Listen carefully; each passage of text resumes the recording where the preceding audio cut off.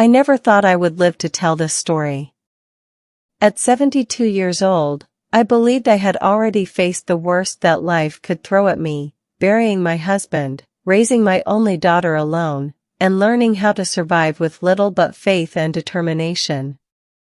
But what I uncovered one ordinary Wednesday afternoon inside my daughter's house still makes my hands shake when I think of it. Before I begin, I want to mention that my channel is having a $200 giveaway to celebrate our subscribers. I can hardly believe so people are interested in this old lady's stories. To participate, it's simple. Subscribe to the channel, hit the notification bell, like this video, and leave a comment telling me where you're watching from, a little about yourself, or share a beautiful story. I'd love to know who you are. Now, let's get back to my story. It wasn't a dramatic day. The sun was shining over Riverbend, Ohio, the same way it had for decades. Caroline, my only child, had asked me to watch over the house while she ran errands in Columbus. I often stayed there to keep her company and to look after Ethan, my grandson. 17 years old, shy and thoughtful, Ethan was the one bright light in my life that never dimmed. I walked through Caroline's home the way I always did, straightening cushions, humming an old hymn, trying to make myself useful. But when I entered her bedroom to open the window for some fresh air, I noticed something strange. The closet door, which Caroline always kept perfectly shut, stood slightly ajar. I reached for the handle, and the moment I pulled it open, a shoebox tumbled out, hitting the carpet with a dull thud. I bent down, a little annoyed at first, ready to put it back in its place. But the lid slipped off, and what I saw inside made my heart skip. A stack of letters. Dozens of them. Envelopes tied together with a faded red ribbon. At first, I smiled. Caroline had always been the type to keep souvenirs, little notes, and scraps from her youth. But when I picked up the bundle, I froze. The top envelope had my name written in her unmistakable handwriting. Mother. That single word sent a chill through me. Why would my daughter be writing letters with my name on them, and hiding them away in her closet? I sat down on her bed, the bundle heavy in my hands. My heart raced as I untied the ribbon, the paper crackling like it was warning me not to go further. But curiosity and fear pulled me in. I unfolded the first letter and began to read. And what I read in that moment changed the way I looked at my daughter forever.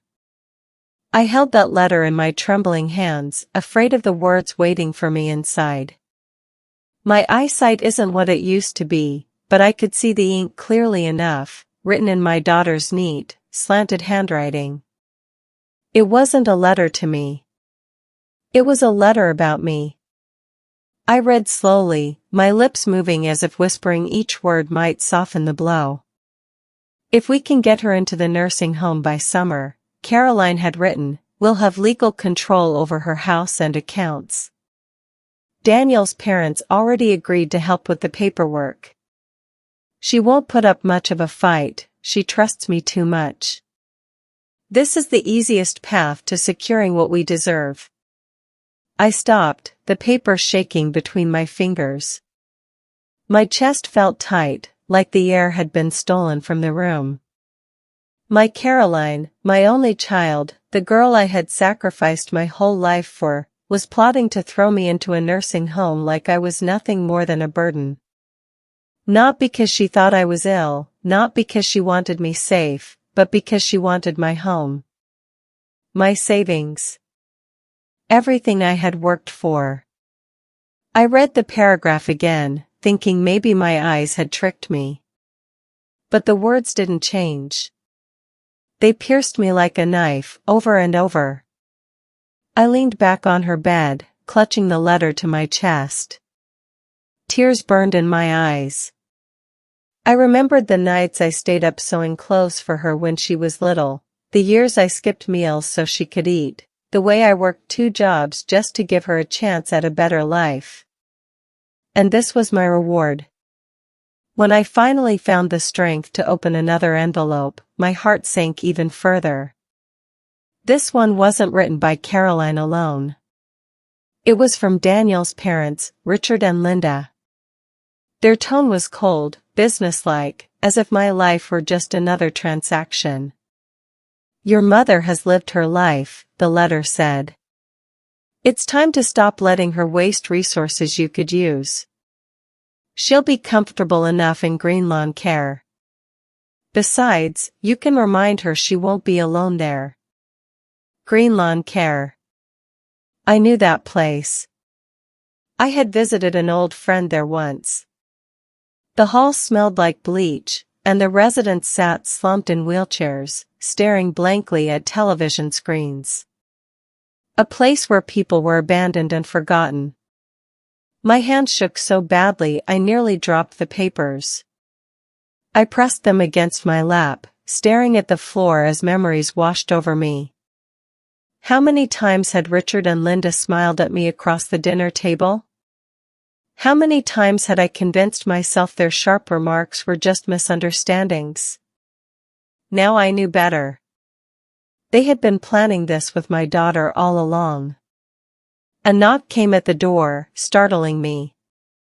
"Grandma, you okay?" Ethan's voice called softly. I stuffed the letters back into the box and forced myself to answer. "Yes, sweetheart. I'll be right down." But my soul was not okay.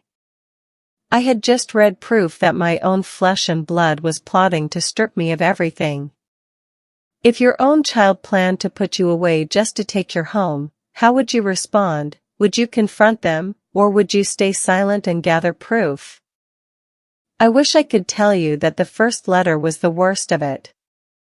That one piece of paper alone had already broken my heart into more pieces than I thought possible. But curiosity, or maybe survival, pushed me to read further. My trembling hands reached for another envelope, praying it would prove me wrong, that there had been some mistake. But it was no mistake. The next letter was a direct exchange between my daughter and her husband's parents, Richard and Linda.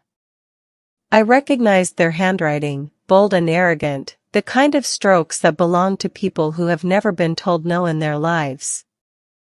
"Caroline," the letter read, "you need to move quickly. Your mother is still in fairly good health, but that won't last forever. The sooner you secure legal control, the better. Daniel is prepared to help file the necessary paperwork, and we will handle the rest. Green Lawn is expecting new residents this summer, and it would be best to arrange things by then." I felt my stomach churn. Green Lawn again. They wanted me in that place, tucked away where I would have no say, no dignity, and no freedom.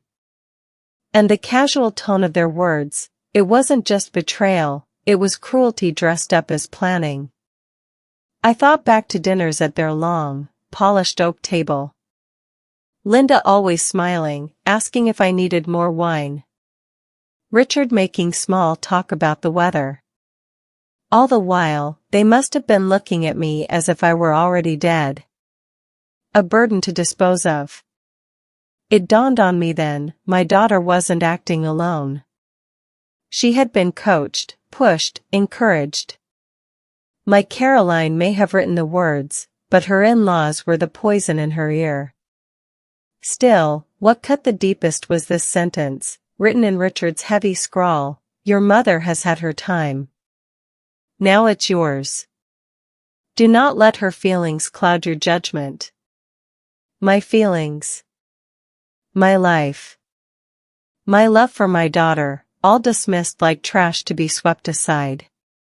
I held the letters against my chest, rocking slightly the way I used to when Caroline was a baby and wouldn't stop crying. Back then, I whispered promises into her little ears: "Mommy will always protect you. Mommy will always keep you safe." And now, The very child I had sworn to protect was planning to discard me like I was nothing. I don't know how long I sat there, drowning in shock.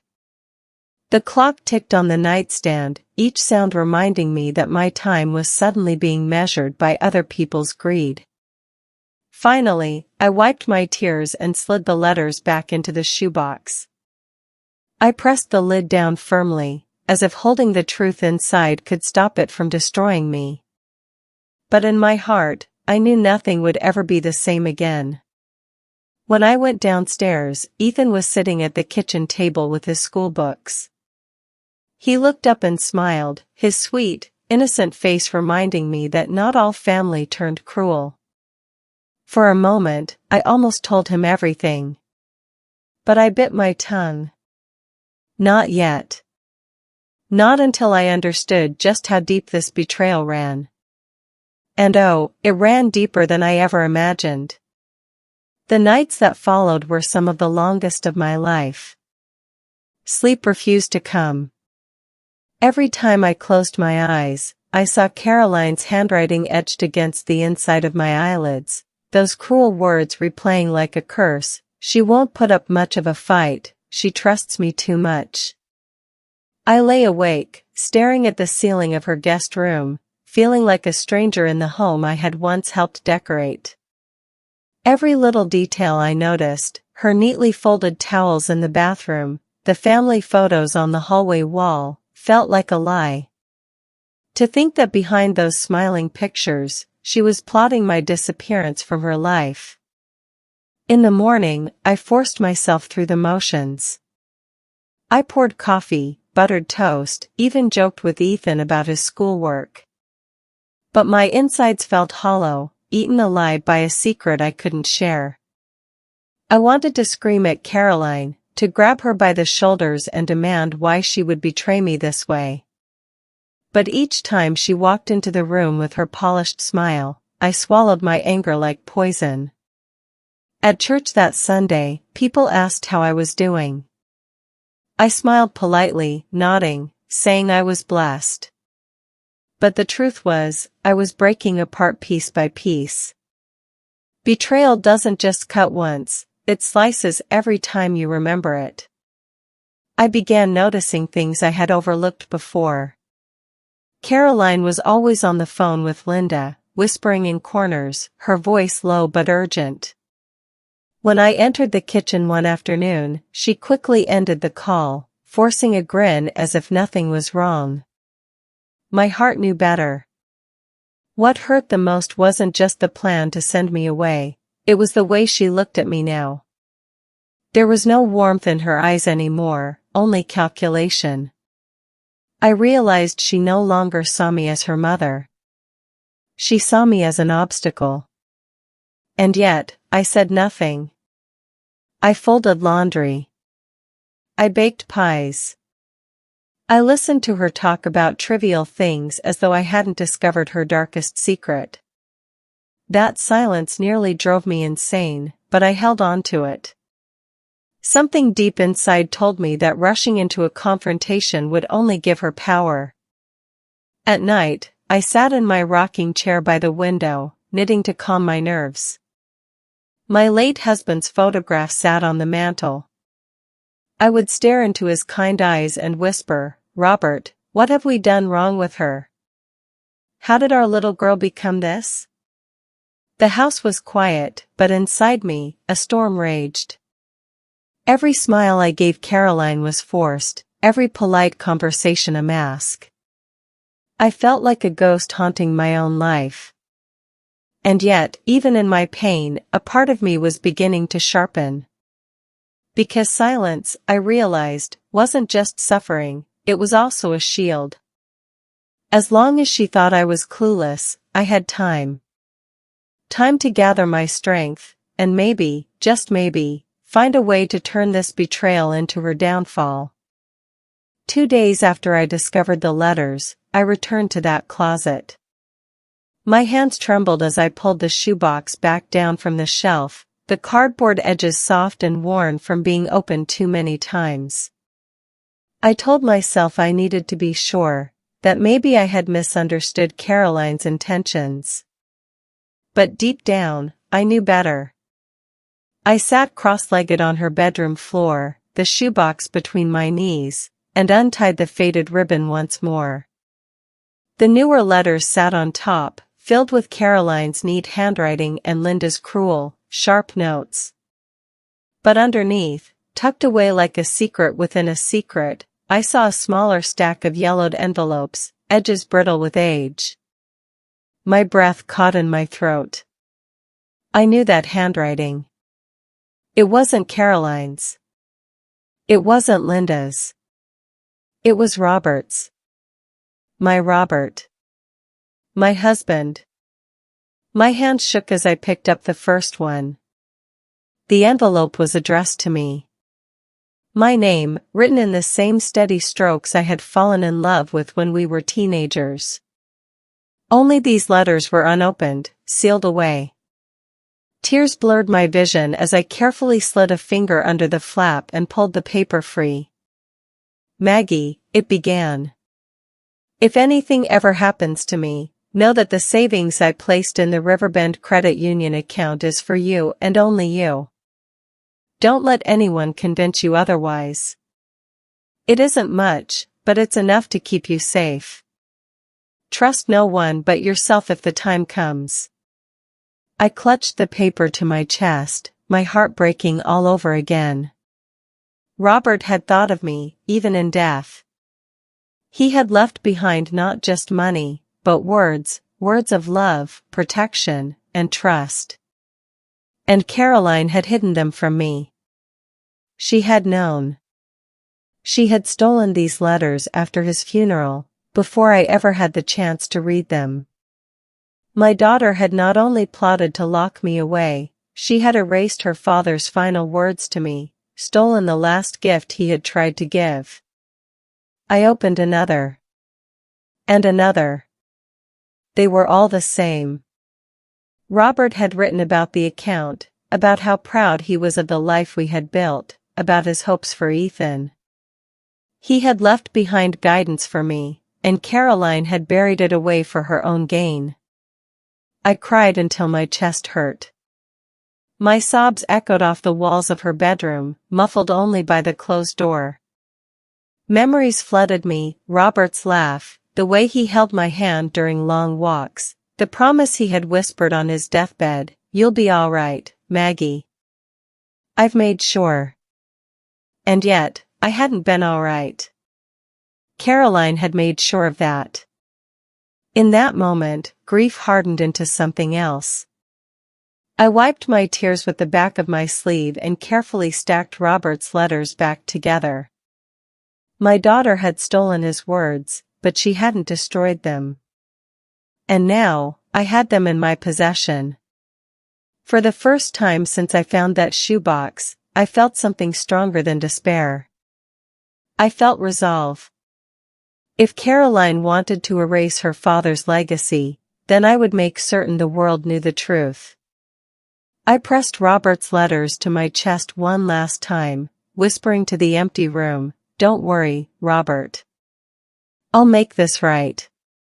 The morning after I found Robert's letters, I stood in front of the bathroom mirror and barely recognized the woman staring back at me. My eyes were red and swollen, my face pale with exhaustion. I had cried so much that I felt hollow inside. But behind the sadness, something new had settled in my expression, something sharper, harder. For days I moved through Caroline's house like a ghost, carrying the weight of the secret I now held. She bustled around me, making her phone calls, planning her outings, and smiling as though nothing in the world were wrong. She had no idea that I knew. That ignorance became my shield. I replayed Robert's words in my mind, "Trust no one but yourself if the time comes." Well, the time had come. Grief still clawed at me, but every time I thought of Caroline's betrayal, of Linda's smug handwriting, of Robert's hidden letters, my sorrow transformed into resolve. I couldn't change who Caroline had become, but I could decide how I would respond. At the breakfast table one morning, Caroline slid a plate of pancakes in front of me with that practiced smile of hers. "Mom, you should take it easy today. Rest a little. You've been looking tired." I looked her straight in the eye, forcing a weak smile of my own. "You're right, dear. I'll rest." But inside, I was wide awake. I knew what she was doing. She wanted me weaker, smaller, easier to manage. She wanted me dependent so when the time came to shove me into Greenlawn, I wouldn't fight. Not anymore. That evening, I sat with Ethan at the kitchen table while he finished his homework. His face reminded me so much of Robert, quiet strength in his eyes, a gentleness that felt rare in a world so cruel. For a moment I considered telling him everything. But then I stopped myself. Ethan was still just a boy. This wasn't his burden to carry, not yet. Instead, I decided something right then: I would be patient. I would gather every scrap of evidence, every letter, every note. I would play the part of the naive, trusting mother Caroline thought I was. And when the time came, I would be ready. That night, as I folded laundry, I whispered to Robert's photograph on the mantel. "She thinks she's clever, Robert. But she's forgotten where she comes from. She forgot that her mother didn't raise a fool." It was in that quiet moment I made my choice. I would stop drowning in grief. I would stop asking why. The time for tears was over. The time for resolve had begun. I didn't know how, not yet. But one day soon, Caroline and her poisonous in-laws would learn the truth: you cannot betray a mother and walk away unscathed. And when that day came, I would be ready to fight, not just for myself, but for Robert's memory and for Ethan's future. For weeks, I carried the burden of those letters alone. Every morning I smiled at Caroline, pretending to be the same docile mother she believed I was. Every evening I cooked dinner and nodded politely while she chatted about nothing. Inside, though, I was unraveling. The weight of the secret pressed down on me until I thought I might suffocate. It was Ethan who finally noticed. He always did. One evening, as we sat together in the living room, him tapping away on his laptop and me pretending to knit, he glanced at me with those watchful eyes. "Grandma," he said softly, "you're not okay, are you?" I froze. My needle stilled in my hands. I wanted to brush it off, to give him the same tired excuse: "I'm just a little tired, sweetheart." But something inside me cracked. Ethan wasn't like his mother. He had Robert's steady heart, and in that moment, I realized I could no longer carry this storm alone. I set the knitting down and looked at him, my throat tight. "Ethan, I need to tell you something. But you have to promise me you'll keep it between us." His face grew serious. "Of course, Grandma. You can trust me." And so I told him. I told him about the shoebox, the letters, the words that shattered my world. His eyes widened with every sentence, his lips parting as though he couldn't believe what he was hearing. "Mom, and Grandpa and Grandma Richards? They're really doing this?" His voice cracked, a mix of disbelief and hurt. "Yes," I whispered, my eyes filling with tears. "They want to put me in Greenlawn. They want to take the house, the savings, everything. Your mother is not the daughter I thought I raised." For a long time, Ethan just sat there, his hands gripping the edge of the couch. I saw the boy in him tremble, but I also saw something else, the man he was becoming. Finally, he stood and walked to the kitchen. He came back holding his phone, determination written across his face. We'll take pictures, he said firmly. Every single letter. That way, even if she tries to destroy them, we'll have proof. I stared at him, pride swelling in my chest. My grandson, my Robert's blood, was standing by me when my own daughter would not. That night, after Caroline had gone to bed, Ethan and I sat on the floor of her room with the shoebox between us. He carefully laid out each letter, snapping clear photos, one by one.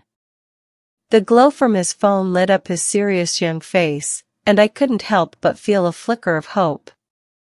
When we were finished, he uploaded the photos to his cloud account, ensuring they were safe. Even if Mom finds out, she can't touch these, he said. I reached out and squeezed his hand. You have no idea how much this means to me. Ethan looked at me with those steady eyes and said, Grandma, I won't let them hurt you. I promise. For the first time since this nightmare began, I felt less alone. I had an ally. Not just any ally, but Robert's grandson, my flesh and blood. Together, we would face this betrayal. And together, we would find a way to bring Caroline's scheme crashing down. Once Ethan and I secured the photos, life in Caroline's house took on a strange new rhythm. To her, nothing seemed different. I was still the quiet, aging mother who folded laundry, stirred soup on the stove, and kissed her cheek when she came home. But inside, every breath I took was calculated.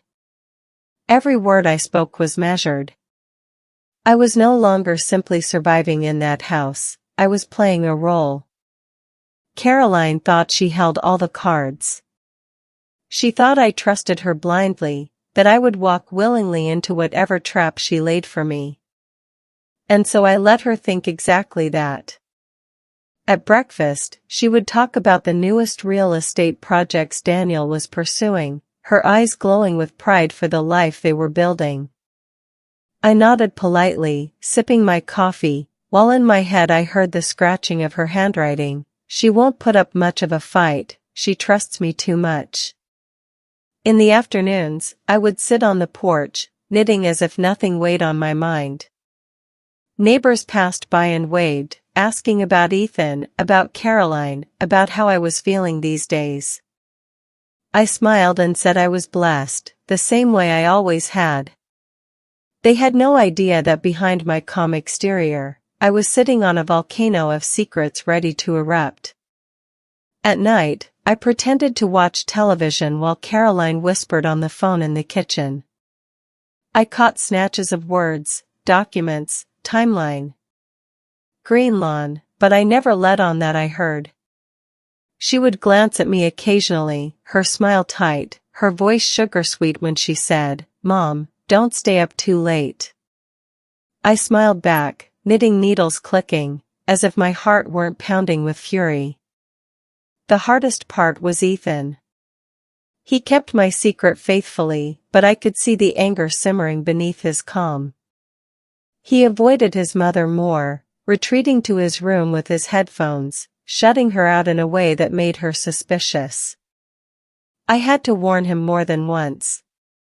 Ethan, you must be careful. If she suspects, she'll act sooner. He always nodded, though his jaw would tighten. I won't let her hurt you, Grandma. My silence became my weapon. The more Caroline thought she controlled me, the more reckless she grew. She dropped little hints now, testing the waters. One evening over dinner she said casually, Mom, you know, it might be nice for you to live somewhere with people your own age. You wouldn't feel so lonely. I lifted my fork, took a bite, and smiled as if she had suggested nothing more than a walk in the park.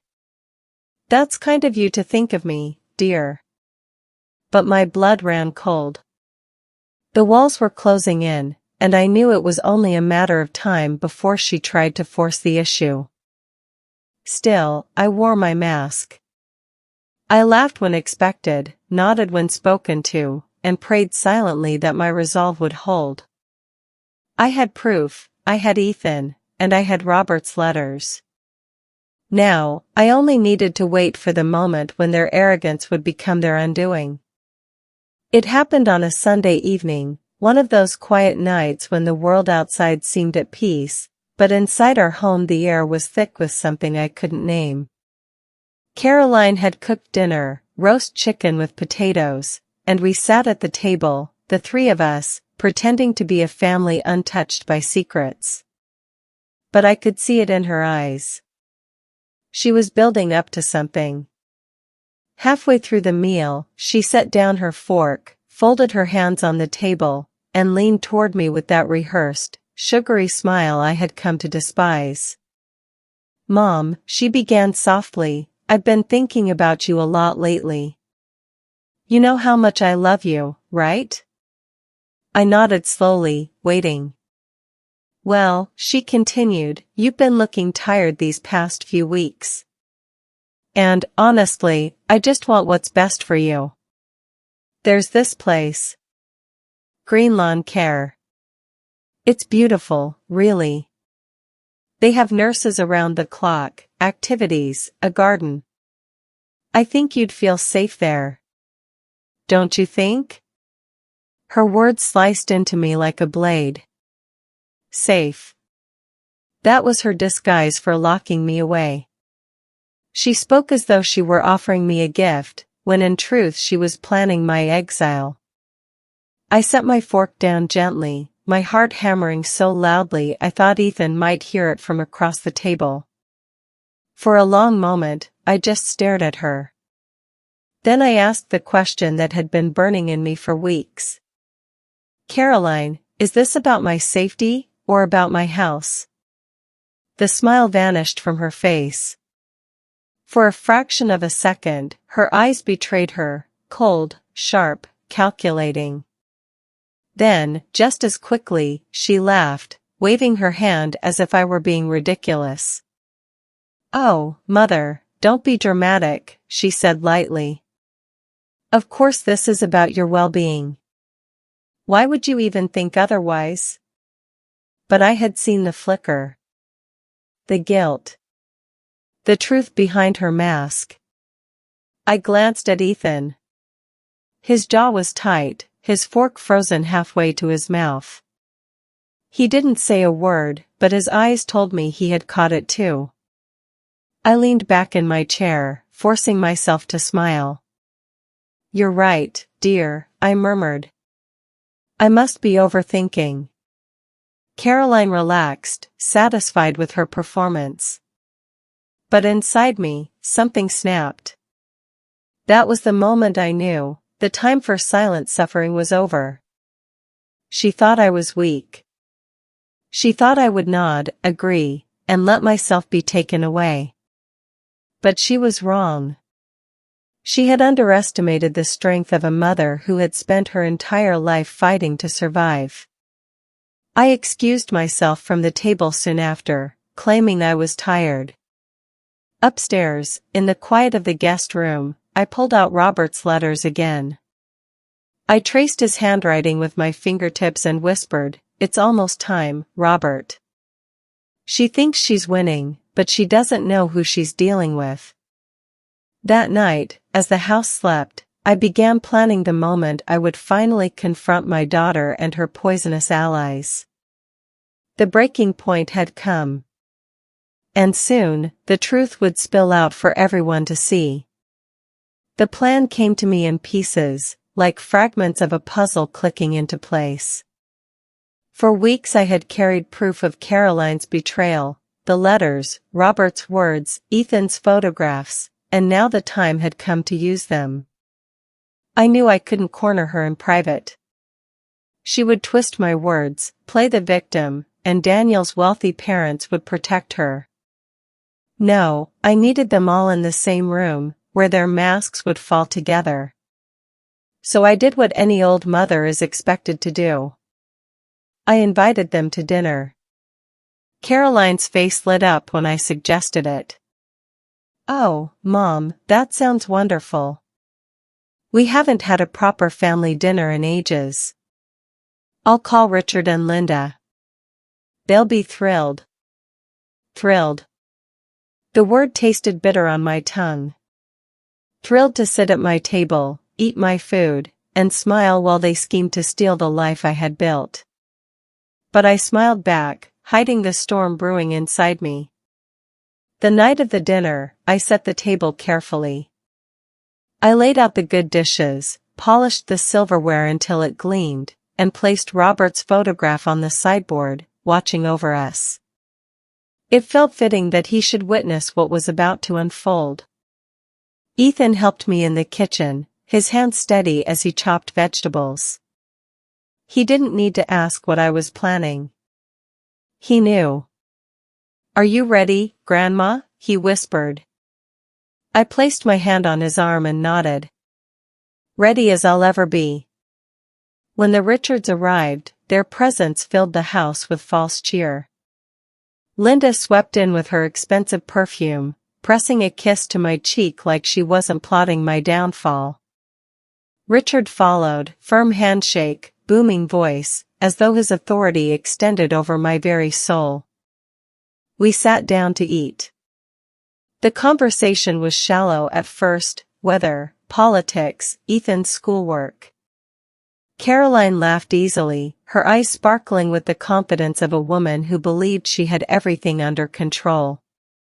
But I could feel the tension under the surface, like the hush before a storm. My heart pounded as I spooned mashed potatoes onto my plate, waiting for the right moment. Halfway through the meal, Richard leaned back in his chair, wiping his mouth with a napkin. "Caroline tells us you've been looking into retirement homes, Maggie. That's a wise decision. It's better to be practical about these things sooner rather than later." Caroline gave me a sweet, practiced smile. "Yes, Mom. Don't you think it's time?" Ethan's fork clattered against his plate, but I lifted my hand slightly to steady him. This was my fight. I set down my knife and fork, folded my napkin, and reached beneath my chair. My fingers brushed the cardboard edge of the shoebox I had hidden there. Slowly, I lifted it onto the table and set it down in the center, next to the roast chicken and bowls of salad. The room went quiet. Caroline's smile faltered. Linda glanced at Richard, confused. I slid the box toward my daughter and asked, in the calmest voice I could manage, "Do these letters look familiar to you, Caroline?" The silence that followed was so sharp it could have cut glass. For a moment, nobody moved. The shoebox sat there like a bomb in the middle of the table, silent but heavy with all the truths it carried. Caroline's fork slipped from her fingers, clattering against her plate. Her face drained of color as her eyes locked onto the box. What is this?" she stammered, her voice thin. I kept my gaze steady, my hands folded in my lap. "You tell me, Caroline. You recognize it, don't you?" Linda shifted uncomfortably in her chair, her lips pursed tight. Richard frowned, his booming voice losing some of its usual certainty. "What's the meaning of this, Maggie?" I didn't answer right away. Instead, I untied the faded ribbon and pulled out the first letter. My fingers trembled, but my voice was steady as I began to read aloud. "If we can get her into the nursing home by summer, we'll have legal control over her house and accounts." The words hung in the air like smoke. Ethan sat silently at the corner of the table, his phone hidden in his lap, recording everything. Caroline's hand shot out. "Stop it. Mother, that's private." I pulled the paper out of her reach. "Private? You plotted to throw me into green lawn care and strip me of everything I own. And you dare call this private?" Linda's face turned red. "You've misunderstood. These are just discussions." Discussions? My voice rose, louder than I had ever spoken to them before. Discussions about erasing me. About taking my home, my life, my dignity. Do not lie to me. I tossed the first letter onto the table and pulled out another. My eyes burned as I read Richard's own words aloud. Your mother has had her time. Now it's yours. Do not let her feelings cloud your judgment. The room fell silent again. Richard's jaw tightened, but he didn't deny it. I leaned forward, my voice trembling not with fear but with fury. You looked me in the eye. You sat at my table. You smiled at me while you wrote these words. Do you know what that makes you? Poison. Every last one of you. Caroline's face twisted, caught between shame and defiance. Mother, you don't understand. Oh, I understand perfectly, I cut her off. I understand that my own daughter thought she could betray me, erase me, and steal the life your father and I built with our own hands. I understand that you chose greed over love. Then I pulled out the final envelope. Robert's letter. The one she had stolen all those years ago. My voice softened as I read his words aloud. Maggie, if anything ever happens to me, know that the savings I placed in the Riverbend Credit Union account is for you and only you. Don't let anyone convince you otherwise. Caroline's face went ashen. She tried to speak, but no words came. I held the letter close to my chest. You thought you could erase him, too. But his words survived. And so will I. The table was no longer a place for dinner. It was a courtroom, and the verdict was clear. The silence in that room was suffocating. No one dared to move, not even Ethan, though I could feel his steady eyes fixed on me from across the table. Caroline sat frozen, her face pale, her lips trembling as though words had abandoned her. Linda avoided my gaze, shifting uneasily in her seat, while Richard clenched his fists against the table as if sheer force could intimidate me back into submission. I held Robert's letter close, my voice sharp and unyielding. You thought you could erase him, didn't you, Caroline? You thought you could bury his words, steal his last gift to me, and rewrite history in your favor. But you failed. Caroline's eyes welled up with tears, but I had lived long enough to know crocodile tears when I saw them. Mother, please. Don't call me that, I snapped. A mother is sacred. A mother protects, honors, and sacrifices. And you? You plotted to discard me like a piece of furniture. You sat with these people, whispering and scheming, while your father's blood still ran in your veins. Her voice rose, desperate now. I didn't mean it like that. I was scared, I was. Scared? I cut her off. You were greedy. You let them poison you, whisper lies into your ears until you believed their voices over your own mother's. Tell me, Caroline, was it worth it? Every letter you wrote, every word dripping with betrayal, was it worth the house, the savings, the dignity you tried to steal from me? The words echoed in the dining room, bouncing off walls that had heard years of family dinners, laughter, and memories. Now they bore witness to the ugliest truth of all, that my own child had become my enemy. Richard finally spoke, his voice booming. Maggie, you're overreacting. This is about practicality. You're old, you need care. We're helping Caroline secure her future. That's what family does. I turned to him slowly, my eyes narrowing.